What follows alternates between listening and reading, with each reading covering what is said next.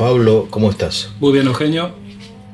¿Cuál es la forma, según tu experiencia, de ingresar al mundo de las Sagradas Escrituras? ¿Cuál es la puerta de acceso a este mundo realmente maravilloso, infinito, diría yo, del texto sagrado?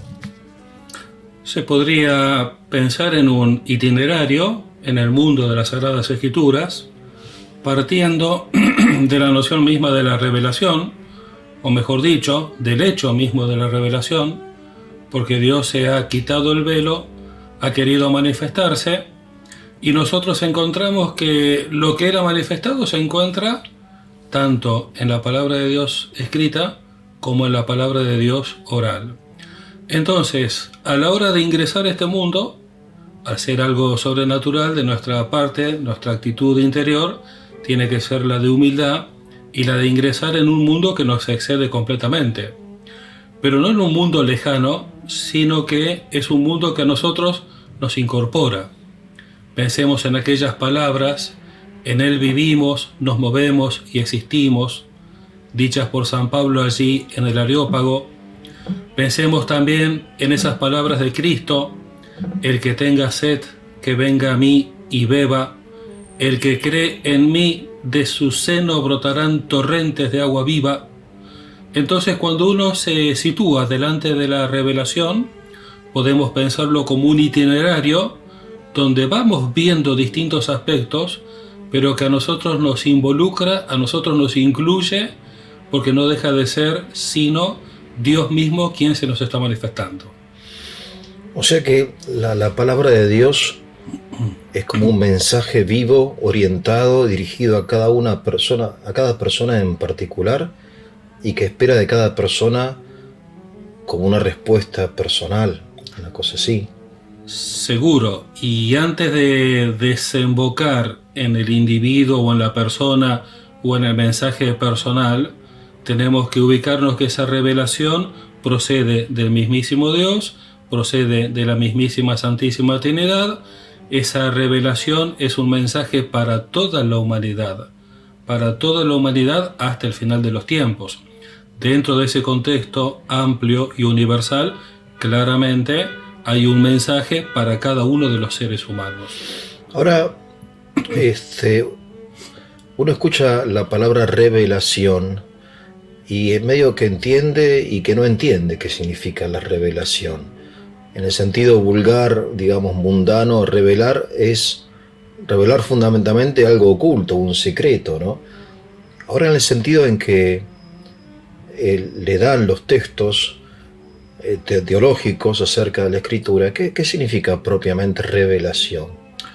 Creo que para contestarte lo que vos aludís, si uno ve la graduación que hay entre el Antiguo y el Nuevo Testamento, creo que allí tenemos la explicación de alguna manera. ¿Por qué motivo? Porque Dios se fue manifestando gradualmente. Dios no se manifestó íntegramente desde el inicio mismo. Por ejemplo, el gran dogma, que es el más importante de nuestra fe, la Santísima Trinidad, recién lo tenemos explícito en el Nuevo Testamento. En todo el Antiguo Testamento no está la Santísima Trinidad. Ciertamente hay alusiones: santo, santo, santo. Ciertamente hay alusiones: hagamos al hombre a nuestra imagen y semejanza. Ciertamente hay alusiones: bajemos y confundamos su lenguaje, con el episodio de la Torre de Babel. Pero son alusiones. En cambio, en el Antiguo Testamento, la revelación lleva a un Dios único. Israel es un pueblo que tiene un único Dios, rodeado de pueblos e imperios que son politeístas, por tanto que tienen muchos dioses. Entonces, Dios, para revelar su esencia más íntima, es decir, la Trinidad Beatísima, siguió una gradualidad, un itinerario que primero fue el Antiguo Testamento hasta desembocar en el Nuevo Testamento. Ahora, ¿qué necesidad hay de una revelación cuando, por ejemplo, la existencia de Dios y su unidad puede ser alcanzada mediante la filosofía, o la inmortalidad del alma, o los mandamientos divinos, ¿no? El decálogo de no matar, no robar, no mentir, que son verdades, incluida la misma existencia de Dios, que diría que accesible a personas de buena voluntad y de cierta inteligencia, ¿no? De hecho han arribado a estos conceptos hombres como Platón, Aristóteles y tantos otros. ¿Por qué esta necesidad de agregarle algo? ¿Qué es esto de la revelación? Bueno, es muy interesante lo que vos decís. Y es claro que Platón y Aristóteles son dos gigantes que han tenido un influjo decisivo posteriormente, y me parece que podemos acudir a otros gigantes, Santo Tomás de Aquino, quien habla de la importancia de la revelación, porque de lo contrario el hombre llegaría a la verdad, los que llegarían serían pocos, después de mucho tiempo y no sin grandes errores. Entonces, la revelación viene a simplificarle el camino al hombre, porque dentro de lo que vos me mencionaste, Platón, Aristóteles, como de toda la otra búsqueda de la humanidad, de diversas maneras que se ha realizado fuera de la revelación, ellos han llegado a los conceptos religiosos, pero con muchos errores, con muchas imperfecciones. En cambio, el camino de la revelación a nosotros nos da una certeza de algo que viene de lo alto. Por eso lo que decíamos al comienzo, en la revelación esencialmente es Dios quien se quita el velo y se manifiesta. Entonces nos reclama de nuestro interior, de nuestra conciencia, una sumisión, una humildad para aceptar un mensaje que es de suyo sobrenatural. Ahora, entre tantas revelaciones que hay, ¿no? Porque está el Corán, los libros Veda, del budismo, del brahmanismo, mejor dicho, ¿no? No sé, el libro el libro del Mormón y tantas otras supuestas revelaciones. ¿Por qué tenemos la certeza, o si es algo meramente subjetivo o algo objetivo, de que precisamente la escritura bíblica, ¿no? Tanto del Antiguo, es revelada? ¿Por qué no es, o no pudo haber sido sencillamente inventada como tantos otros mitos de la antigüedad, ¿no? Que son maravillosos, pero que expresan más las preguntas del hombre más que las respuestas de Dios? ¿Esta certeza que nosotros tenemos tiene algún fundamento objetivo? Sí, por supuesto que tiene un fundamento objetivo, y eso es digamos, lo que le da sustento a toda nuestra existencia. Y me parece que antes de centrarnos tan exclusivamente en el mundo de la Biblia o en el mundo de la palabra de Dios escrita, donde uno ya pasa a detallar tantos libros en el Antiguo Testamento, tantos libros en el Nuevo Testamento, me parece que es muy importante poner allí a la par el concepto de la tradición. Porque lo que Dios ha revelado, lo que Dios ha manifestado, no está solo en la palabra de Dios escrita. Y para explicitar este contenido, no tengo que irme a los primeros siglos del cristianismo, sino que el mismo Vaticano II, en la Constitución Dei Verbum, allí se afirma: la Iglesia no saca solo de la Escritura la certeza de la revelación, con lo cual se habla de la tradición.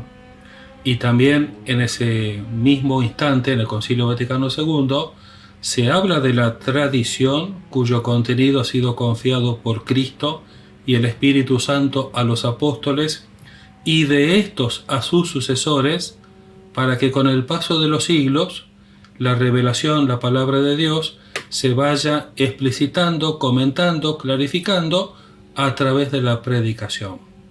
Entonces, me parece muy valioso no quedar de entrada nomás ceñidos o constreñidos a un texto escrito, sino que pensemos que el ambiente natural de donde ha surgido la escritura tiene que ver con la tradición.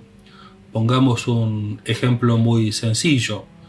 Cristo asciende a los cielos, digamos en el año 33, Cristo asciende a los cielos, lo que Él deja edificada es la iglesia, son los primeros cristianos, es la primera comunidad cristiana, y luego de un tiempo, 20 años más o menos, y un poco más, recién entonces, por acción del Espíritu Santo, se pone por escrito el Nuevo Testamento. ¿Dónde estuvo ese Nuevo Testamento antes de ponerse por escrito? ¿Dónde se guardaron la memoria de los hechos y de las palabras de Jesús durante esos 20 años o más antes de que se plasmaran por escrito? En la tradición. Hubo una tradición. Entonces hay que ver que esa tradición, que es tradición apostólica, está íntimamente unida a lo que nosotros decimos palabra de Dios escrita. O sea, es como que, si entiendo más o menos, es como un triángulo formado por la escritura, la tradición y la iglesia, que son como, no son realidades distintas, sino como son aspectos que de una misma realidad. Me hace acordar lo que decía San Agustín, que decía que yo no creería en la escritura si la iglesia no me lo enseñara. Quiere decir que la escritura no es objeto primario de la fe, sino que es mediante la iglesia que yo acepto o no el carácter revelado de lo escrito, ¿no? Pero por otro lado, la escritura es la que funda también la iglesia, o lo que hace que la iglesia esté asentada sobre una doctrina sólida, ¿no? Sí, por supuesto. Sí, de todas formas, yo pensando un poco en las objeciones de personas que no son cristianas y que pertenecen a otras tradiciones, ¿no? Y que consideran que sus libros también son sagrados, tienen un origen divino, ¿no? Sí, obviamente es un tema realmente muy, muy, muy interesante.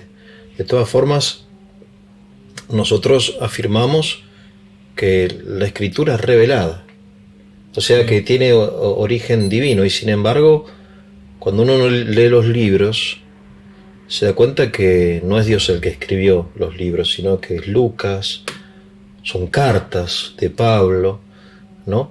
Si en definitiva es como que hubiera dos autores, me da la impresión. Bueno, ¿no? No sé, como que es como la bombilla y el...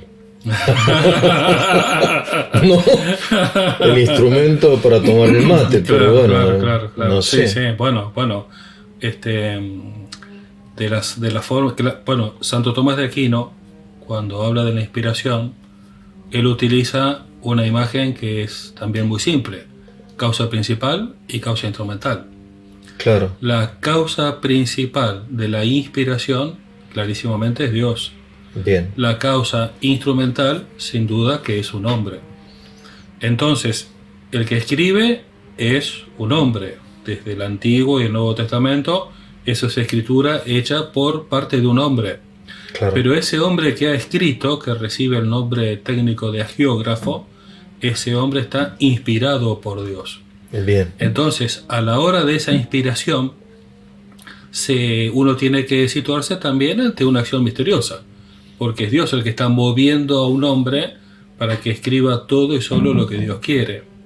Dentro de eso hay momentos donde uno puede imaginarse a San Juan en el momento en que escribe en Patmos el Apocalipsis, donde él está claramente en un arrobamiento o en un éxtasis, y puede ver también una diferencia de las cartas de San Pablo, donde él hace alusión, en el caso de Tróade, a la famosa capa que se dejó allí. Pero en uno y en otro caso, en que se haya dado la inspiración, estamos ante un momento sublime donde Dios está moviendo a un ser humano que presta su instrumentalidad para que ponga por escrito todo y solo lo que Dios quiere. Bien, o sea que el agiógrafo es como instrumento en manos de Dios. Y una pregunta que quizá no tengas una... ¿Y él sabe que está haciendo en ese momento instrumento? ¿O es consciente de que lo que escribe es palabra de Dios? Es una pregunta que Realmente se me acaba de ocurrir. Claro. Yo en ese caso, tenemos que acudir o apelar a ese carácter tan particular y misterioso que ha tenido el momento de la inspiración. Claro, Pensemos que estamos abarcando a una gran cantidad de autores.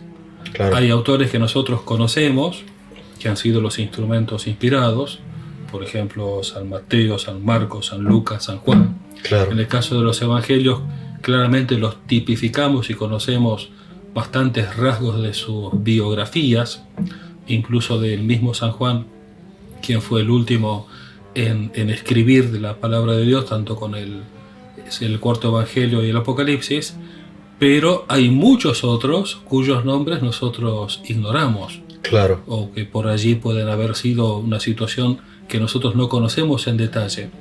Entonces, propiamente es como interrogarse por algo de lo cual no tenemos constatación. claro, claro. Sí, Lo sí, que sí. sí podemos nosotros claramente advertir es que Dios fue el inspirante, Dios fue el inspirador y el hombre fue el inspirado.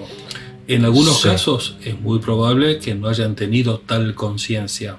Claro, En muchos casos es probable que no hayan tenido tal conciencia y en otros casos sí. Pero nosotros no tenemos la posibilidad claro, sí, obvio. Sí, fáctica de hacer una indagación al respecto. sí, claro. Ahora, yo recuerdo cuando estudiamos en el seminario, estudiamos la formación del canon, ¿no? O sea, porque cuando la iglesia inicia su misión, son muchos los que escriben, y hay evangelios canónicos, apócrifos, están los apócrifos estos, los apócrifos otros, ¿no? Y los deuterocanónicos, etc. Entonces, finalmente, después de mucho tiempo, se forma esto que llamamos Biblia, ¿no? Donde entran no todos los libros, sino algunos libros que llamamos canónicos. Ahora, supongo yo que habrá sido un trabajo de investigación, no sé, de discernimiento, ¿no? De los primeros obispos y padres de la iglesia, qué libros entran y qué libros no entran, ¿no? De hecho, hasta el día de hoy hay como discusiones al respecto, ¿no? Acerca de algunos textos o párrafos, algunos evangelios que parecen que fueron intercalados o no. Bueno, es decir, que esto que llamamos Biblia es un conjunto de libros que, en definitiva, alguien, que es la iglesia, dijo, bueno, esto, ¿no? Algo así me parece, ¿no? Bueno, las Sagradas Escrituras, la palabra de Dios, todo el Nuevo Testamento surge en el ámbito de la iglesia. Es la iglesia la que recibe la revelación, quien la custodia y quien la transmite. Con el paso de los siglos, esos libros fueron recibidos y predicados y enseñados, y se dio, bueno, todo un proceso de discernimiento por parte de la iglesia. Pero antes de responderte en concreto eso, vuelvo al concepto de la tradición. No todo se encuentra en la palabra de Dios escrita. Por ejemplo, la asunción de la Santísima Virgen a los cielos no se encuentra narrada ni contada en el Nuevo Testamento como tal. Sin embargo, es el último dogma de nuestra fe, proclamado por Pío XII en 1950.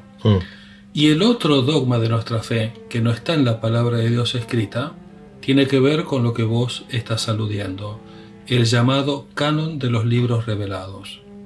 Cuando esta temática o este asunto, esta cuestión llega al Concilio de Trento, en ese contexto, digamos, de fuerte polémica con la reforma de Martín Lutero, bueno, allí la Iglesia hizo como un acto solemne de discernimiento, viendo todos los siglos anteriores, y llega a una definición dogmática del canon. Cuáles son los libros del Antiguo Testamento canónicos, cuáles son los libros del Nuevo Testamento canónicos. Eso es lo que nosotros conocemos finalmente como canon. Es decir, antes aludíamos a aquella situación o aquel momento sublime de la inspiración de los hagiógrafos, en donde era Dios el que inspiraba. En cambio, cuando hablamos del canon, es la Iglesia la que está reconociendo. Obviamente no de modo arbitrario, no de modo repentino, sino fruto de una gran elaboración y también de un respeto por algo que se ha recibido y que se ha transmitido durante siglos.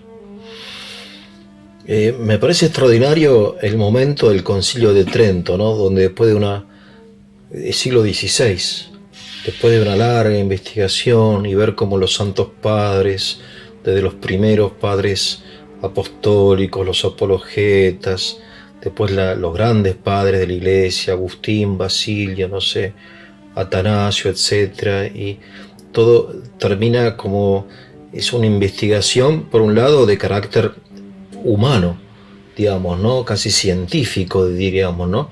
Pero que va acompañado por una inspiración que después los obispos de Trento, unidos, ¿no? Como los apóstoles, dicen, bueno, este es el canon, ¿no? Parece a mí que es una imagen muy hermosa de lo que significa la tradición. Pero en definitiva, lo que aquí parece surgir es la idea de que la Iglesia es anterior a la Biblia y que es la Iglesia la que escribe la Biblia, ¿no? Y de hecho, en el Nuevo Testamento se ve que son pastores los que escriben los libros orientados para educación, ¿no? Son pastores cristianos. Pero la misma Iglesia la que determina, bueno, estos son los libros sagrados, ¿no? Ahora, por otro lado, digo, uno muchas veces agarra la Biblia y no entiende nada, ¿no? Entonces digo, bueno, la lectura supongo yo que es la mitad, porque la otra mitad es la interpretación, ¿no? Porque leer significa entender, no leer. Entonces es muy difícil entender la Biblia. Y cuando uno agarra por cuenta propia la Biblia, puede entender cosas disparatadas, ¿no? Supongo yo, que uno necesita una guía de lectura, ¿o no? Bueno, eso es obvio, digamos. Nosotros no seguimos el libre examen, sino que nosotros recibimos la Sagrada Escritura dentro de un contexto de la tradición y de una interpretación del magisterio. No en vano hay una gran cantidad de concilios ecuménicos que han ido definiendo las distintas situaciones que se han planteado a lo largo de la historia. No en vano hay toda esa legión de santos y de doctores que vos mencionaste, tanto en el tiempo apostólico, tiempo patrístico, tiempo medieval, como los teólogos del tiempo moderno, que lo que hacen es la misma palabra de Dios, interpretarla en el seno de la Iglesia y siempre bajo la guía de un magisterio que ya es bimilenario. Claramente, si uno se encuentra solo allí o se larga por sus solas fuerzas a querer interpretar algo que de suyo nos excede totalmente por los cuatro costados, no vamos a ir muy lejos, pero dentro del seno de la Iglesia y bajo un contexto que es el que siempre ha tenido la palabra de Dios, obviamente que sí vamos a encontrar en primer lugar la luz de salvación, la ciencia de salvación, y vamos a encontrar aquello que responde a los interrogantes más profundos de nuestro corazón.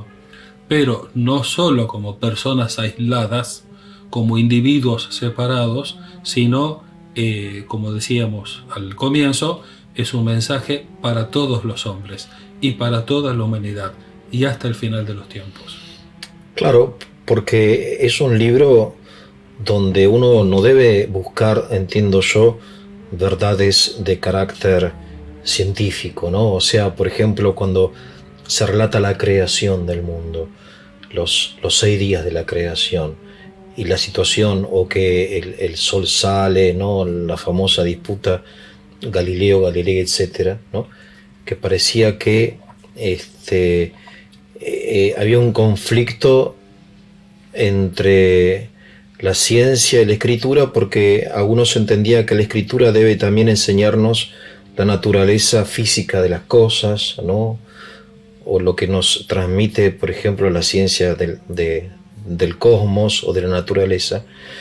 Entiendo que no es así, ¿no? O sea, que uno tiene que buscar el sentido, no sé, es un libro orientado a la salvación del hombre, fundamentalmente, ¿no? Allí hay un principio, sí. hay un principio clave para tener en cuenta Sí, en todo lo que hace a la relación entre la fe y la ciencia, sí, en todo lo que hace a la relación entre la religión y el conocimiento científico, en todo lo que hace a la relación entre lo sobrenatural y lo que el hombre pueda acceder por su propio esfuerzo natural. sí, El principio madre que hay que tener allí en cuenta, principio rector en todo esto, es que el autor de la naturaleza es Dios y bien, el autor de la revelación es Dios. El autor de la naturaleza, sea la naturaleza microscópica, sea la naturaleza macroscópica, el autor de la naturaleza y el autor de la sobrenaturaleza o de la revelación es el mismo Dios. Y Dios no se puede contradecir. claro, Entonces, obviamente que hay, vos mencionaste allí varios asuntos y cuestiones que son de gran polémica y de mucho estudio, pero propiamente entre la naturaleza y la Sagrada Escritura no hay contradicción, porque proceden de Dios. claro. Y los días de la creación, nunca fueron interpretados como periodos de 24 horas, sino como un periodo prolongado de tiempo. No, yo por dar un ejemplo, porque supongo yo que cuando Moisés recopiló, porque entiendo que el Génesis, según lo que yo recuerdo, ¿no?, fue como recopilado por Moisés, pero es una tradición oral que procede ya de otros tiempos más lejanos. Ellos describían el mundo como lo veían, es decir, su ciencia era la ciencia del observador ingenuo, ¿no? No era la ciencia crítica de la modernidad. Entonces ellos veían que el sol salía y entonces decíamos, como decimos de hecho también nosotros, ¿no?, etcétera. Me refiero que la descripción de las cosas la hacen los autores de acuerdo al conocimiento que tenían en su época. Y porque por otro lado entiendo yo que Dios se acomoda al modo de hablar nuestro, porque si hablara en una lengua divina no entenderíamos nada. Es así. No entenderíamos nada, ¿no? No entenderíamos nada. Claro. Es decir, es como que el abuelo le habla al niño con el lenguaje infantil. Es la condescendencia de Dios. Eso, claro. Es la condescendencia de Dios de hablarle a los hombres en lenguaje humano con palabras humanas. Claro. Para que podamos entender. Si no, no podríamos hacerlo. Claro, exactamente, claro. Hay un... Y a eso hay que sumarle también el milagro de Pentecostés, el gran hecho de Pentecostés. Sí. Porque la palabra de Dios escrita, la Biblia, ha sido escrita en lenguas absolutamente desconocidas para nosotros, mientras que a partir de Pentecostés, al darse el milagro de las lenguas y al darse luego la difusión y la traducción, cada cual puede oír la palabra de Dios en su propia lengua y así acceder a los misterios que son revelados, ¿no? Bueno, pero los protestantes dicen que nosotros, los católicos, ocultamos la palabra de Dios porque insistimos mucho en el latín, ¿no? De hecho, el que tradujo la Biblia fue Lutero, me parece, el alemán. Entonces, ustedes, los curas oscurantistas, se apropiaron de lo que pertenece al pueblo. Hasta que vino Martín Lutero y liberó la palabra de Dios, la popularizó, ¿no? Pero antes de marcar una diferencia con todo el mundo protestante o evangélico, yo quisiera en este día que estamos hablando, 28 de junio, año del Señor 2022, yo quisiera hacer un reconocimiento a todo ese mundo evangélico, todo ese mundo protestante, que en el caso de Estados Unidos acaban de obtener la derogación de ese fallo que había posibilitado el aborto en todo Estados Unidos desde 1973. Y detrás de esta revocación no solamente están los católicos pro vida, sino que están también los evangélicos y protestantes pro vida de Estados Unidos. Además, nosotros mismos hemos visto aquí en la ciudad de Buenos Aires en el 2019, cuando se consiguió impedir en senadores que saliera la ley del aborto, nosotros mismos hemos visto Qué bien que trabajaron entonces los evangélicos y los protestantes el tema de la vida, haciendo algo muy simple y muy sencillo. El quinto mandamiento dice no matar. Por tanto, sí a la vida, no al aborto. Y no había que darle más vuelta al asunto. Claro. Entonces, en primer lugar, creo que habría que señalar ese aspecto, ese vínculo que tenemos con ellos en torno a esa gran causa de la vida. Y después sí, podemos pasar a marcar las diferencias que tenemos a la hora de considerar cuáles son los libros inspirados y también a la hora del gran tema de la interpretación. Porque desde el momento en que ellos no aceptan el magisterio, y bueno, vamos a tener una divergencia de interpretación. Pero creo que se puede hacer a esta altura del partido, con mucha calma, se puede hacer una buena reflexión y además en este mundo, o en este punto, estimado Eugenio, hay algo muy característico. Vos te acordarás que cuando nosotros éramos adolescentes y chicos, cuando escuchábamos las palabras de la consagración, oíamos: este es el cáliz de mi sangre que será derramada por ustedes y por todos. Y vos te acordarás que fue Benedicto XVI quien hace unos años lo cambió: derramada por ustedes y por muchos. Entonces, ¿por qué se dio ese cambio? Porque se ajustó más a la letra del texto y se vio mejor la relación con el profeta Isaías. Jesús, el siervo sufriente, utiliza muchos en la última cena, siguiendo a ese siervo sufriente que cargó con los pecados de muchos. Y cuando Benedicto XVI hace la explicación de por qué motivo se había realizado bajo su pontificado el paso a muchos, él recuerda cómo fueron los protestantes quienes se atuvieron a la letra del texto.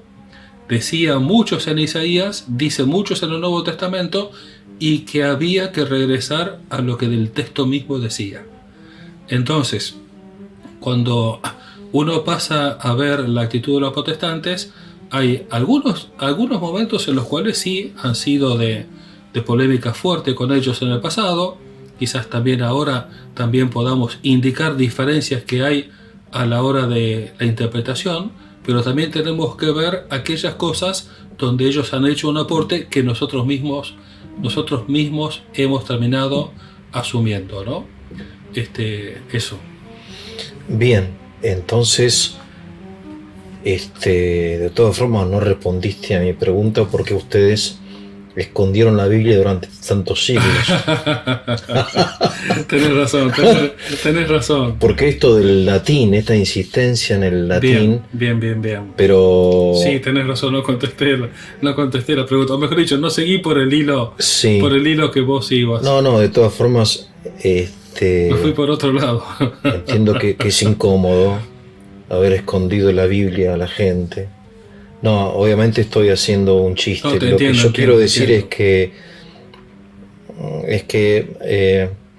la relación, digamos, la Biblia a partir de, no sé si decirlo, de los últimos tiempos, es como más accesible, la gente la lee más.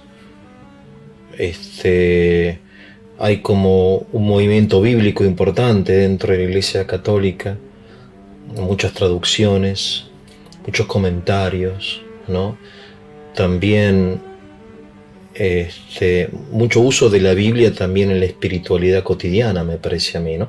Me refiero a los católicos practicantes, ¿no? Creo que la gran mayoría de las personas no lee mucho la Biblia, pero no sé si te merece algún comentario lo que estoy diciendo. Lo que vos estás diciendo merecen todos los comentarios habidos y por haber. Quizás lo que uno se encuentra siempre al tocar estos temas es que de alguna manera uno abarca un periodo muy grande de tiempo, porque son 20 siglos. Uno abarca una totalidad de temas, porque nosotros, por ejemplo, yo en qué medida puedo decir que hoy la Biblia es más estimada que en el pasado. tendría que tener muchísima cautela, porque al decir el pasado estoy diciendo 20 siglos antes.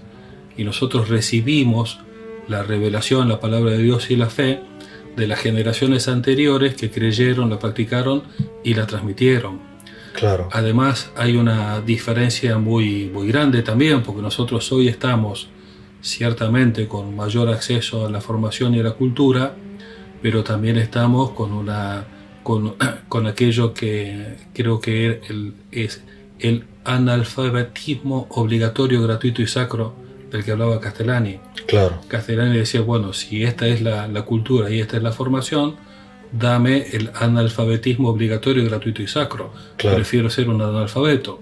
Entonces ahí nos damos con que en tiempos anteriores, cuando la gente era menos instruida, porque no tenía acceso a la escolarización, Claro. sin embargo tenía acceso por parte en sus familias, recibían una tradición, Sí. iban a la liturgia, recibían una instrucción, y si uno piensa, bueno, vos estuviste mucho tiempo en Europa y hace poco estuviste por Europa y viste las grandes catedrares, sí. Allí llegaba gente que quizás no tenía la alfabetización, pero que tenía una enorme instrucción religiosa, simbólica, una gran riqueza de contenidos, claro. y de sentidos. Claro. Entonces, hoy tenemos, es cierto lo que vos dijiste del movimiento bíblico, la difusión de la palabra de Dios, la traducción, podríamos añadir también todos los recursos que a nosotros nos hace accesible la web para sumergirnos en este mundo de las Sagradas Escrituras, pero yo estaría como muy cauteloso a la hora de emitir un juicio crítico hacia las generaciones pasadas. Sí, no, por supuesto, Pablo. Bueno, si te parece hacemos una breve pausa y seguimos. Cómo no, con mucho gusto.